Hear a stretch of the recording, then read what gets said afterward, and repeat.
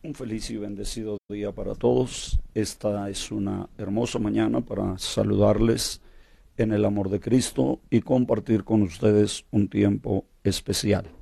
Hoy tomándonos un café aquí en esta cabina de transmisión con el hermano José Mavares, profesor de la Academia Bíblica Pleroma, un hombre que ha dedicado su vida al estudio de la palabra del Señor de una manera académica, de una manera concienzuda, profunda, y ha estado compartiendo este conocimiento por muchos años en la hermana República de Venezuela. Ahora tenemos la bendición de tenerle en medio nuestro para escuchar también un poco de esa enseñanza, reitero, un tanto académica.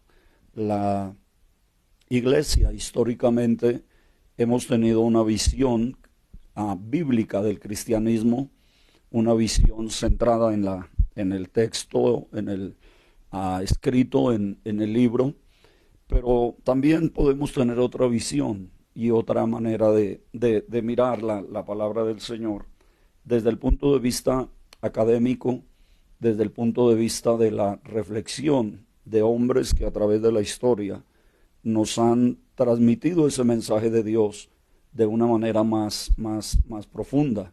Así que tenemos con nosotros al hermano José Mavares, quien está hoy con nosotros en esta transmisión y nos va a saludar muy afectuosamente en esta mañana.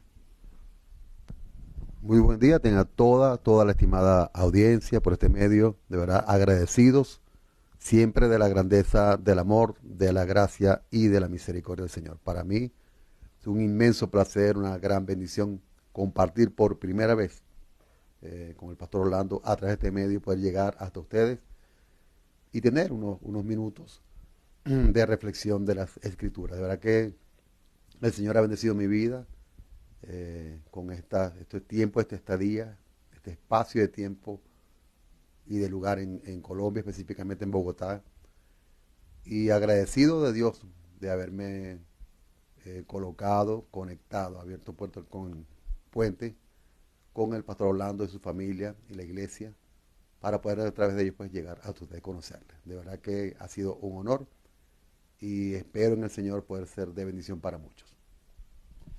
Gracias, mi hermano, y bueno, le damos la bienvenida a esta nación y esperamos que el Rey de Gloria de verdad abra puertas y use su vida de tal manera que otras personas puedan también ser bendecidas. En el capítulo 20 del libro de los Hechos de los Apóstoles, el apóstol Pablo, despidiéndose de los hermanos en Mileto, les da algunas indicaciones. Empezando en el verso 27, dice: porque no he rehuido anunciaros todo el consejo de Dios. Por tanto, mirad por vosotros y por todo el rebaño en que el Espíritu Santo os ha puesto por obispos para apacentar la iglesia del Señor, la cual él ganó por su propia sangre. Porque yo sé que después de mi partida entrarán en medio de vosotros lobos rapaces que no perdonarán al rebaño. Y el verso 30 dice: y de vosotros mismos se levantarán hombres que hablen cosas perversas para arrastrar tras sí a los discípulos. Por tanto, velad, acordándoos que por 3 años, de noche y de día, no he cesado de amonestar con lágrimas a cada uno. A través del tiempo, a través de la historia, tanto el pueblo del Señor en la antigüedad como la iglesia ha sido un pueblo perseguido.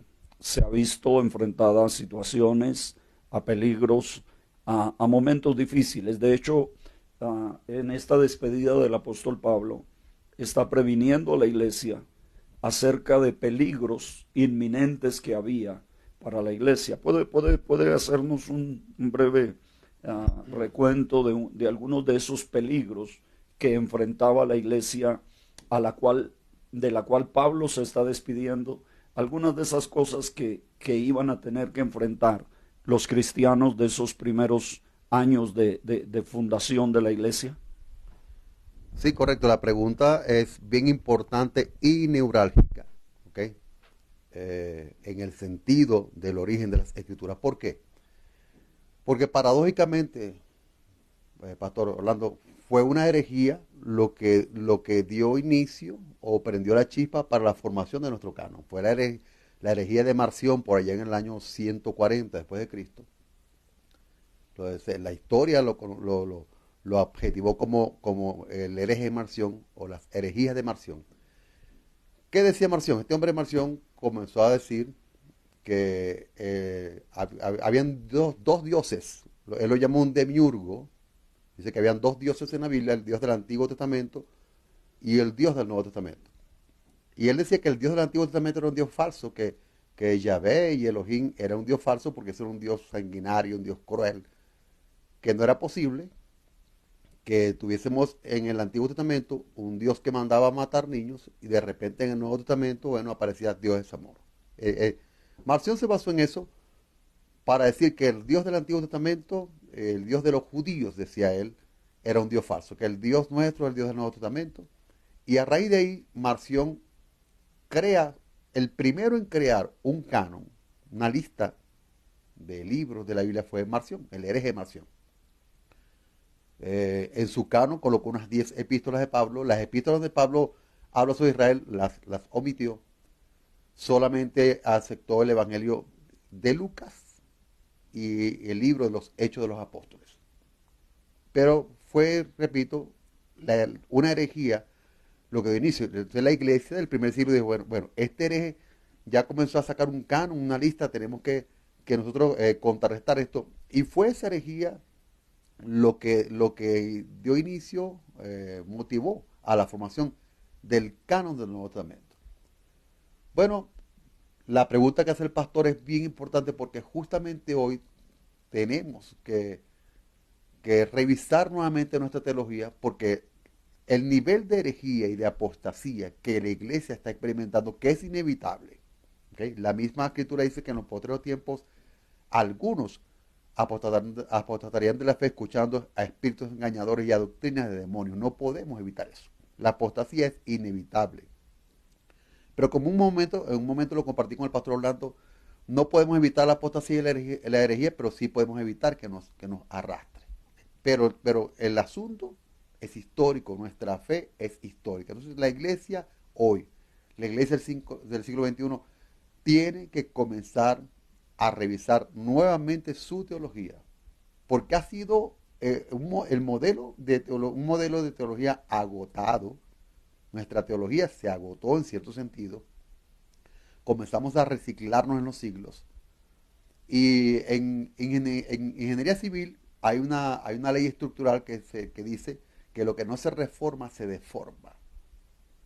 Recordemos que el canon, desde el siglo III en adelante, comenzó a avanzar y luego comenzó a deformarse en la Edad Media, y eso originó que tuviese que se dio una reforma en el siglo XV con Martín Lutero. En el siglo XV. Estamos en el siglo XXI y hoy la iglesia tiene que comenzar a reconsiderar nuevamente, pastor, hacerle una reforma a la reforma, porque la iglesia se ha deformado. Entonces los antecedentes históricos tenemos que estudiarlos, tenemos que analizarlos. Alguien dijo que quienes no le prestan atención a los errores de la historia corren el riesgo de volverlos a repetir. La situación que Pablo está enfrentando y lo que motivó el discurso de despedida en Mileto hoy está nuevamente en vigencia. La apostasía, la herejía en el seno de la iglesia, porque esto nace de la iglesia, no son las sectas falsas las que nos han hecho daño, es la misma iglesia la que está experimentando esta terrible deformación. Tenemos que regresar a las escrituras, eso es indiscutible. La iglesia de hoy tiene que regresar a su origen en las escrituras. Indudablemente, la iglesia actual es una iglesia que camina basada, podemos decir, en conceptos bíblicos, en opiniones bíblicas, pero muchas veces conceptos bíblicos distorsionados, opiniones bíblicas que se fundamentan no en la sabiduría de Dios, sino más bien en el criterio personal de alguien. Muchas veces la iglesia vive por lo que alguien dijo, por lo que alguien opinó, por lo que a alguien le pareció bien o mal.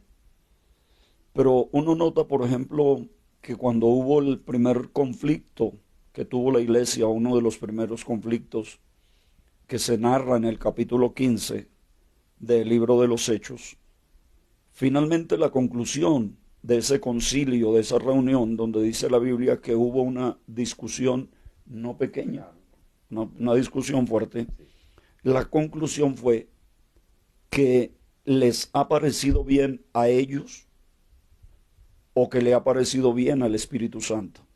La conclusión es, ha parecido bien al Espíritu Santo y a nosotros.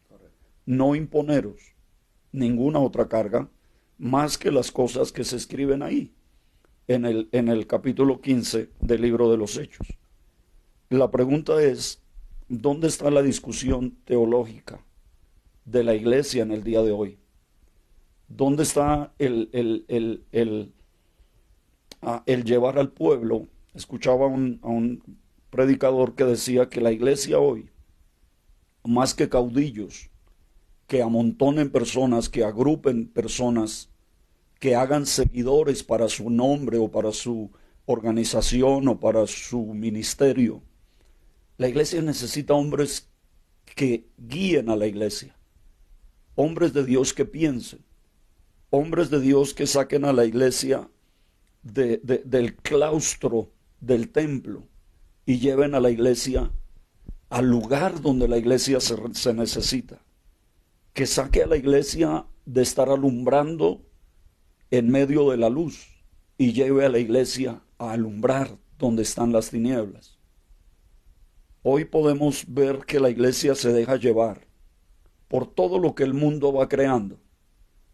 Todo lo que al mundo se le ocurre, también la iglesia lo va asimilando. Y le van buscando algún texto bíblico para apoyarlo. Y le van buscando la manera de hacerlo como que es la voluntad de Dios. Entonces la iglesia se vuelve defensora de derechos que plantea el mundo. La iglesia se vuelve defensora de ideologías que plantea el mundo.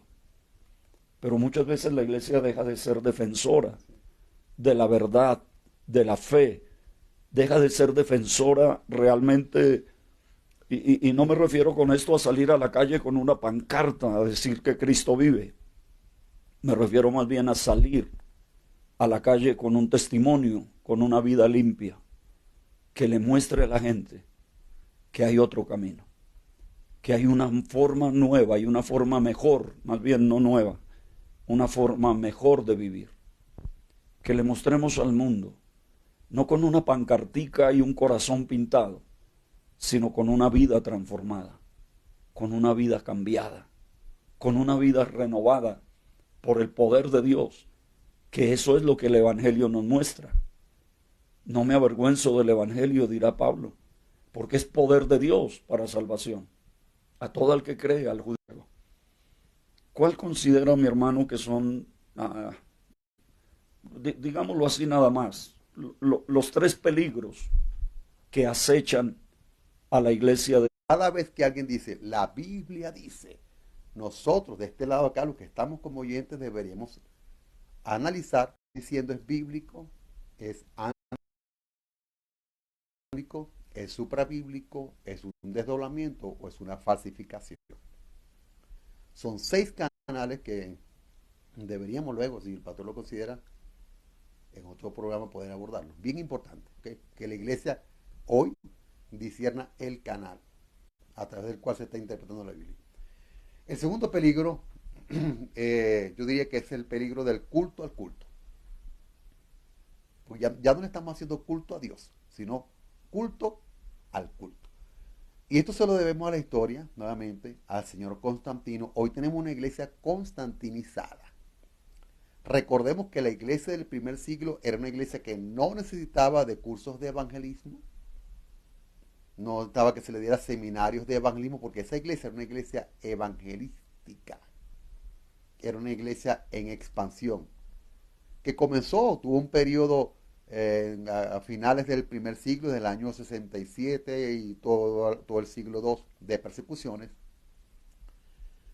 que obligaron a la iglesia a tener que emigrar, salir de Jerusalén, de su contorno, cumpliendo la profecía de Jesús.